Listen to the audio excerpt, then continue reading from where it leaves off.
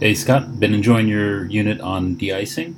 I come from a pilot family, so it's been interesting for me to read up on icing, which I've always been aware of, but have never done a deep dive as I've done in your course. So pretty cool.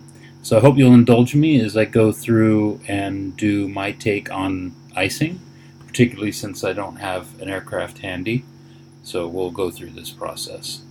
The first thing I need to do when I'm looking at my aircraft is I need to determine what the temperature is, what the weather's like, what the color of the airplane is, and then I go to the weather report and I check and see if the weather conditions are going to be conducive to ice accumulation. And in this case, it's not. But let's say that the conditions change and I do have to worry about icing. Now, this is where the color of the airplane becomes important, because what I want to do is I want to choose a complementary color. So if my plane is blue, I would choose a complementary color, which is yellow.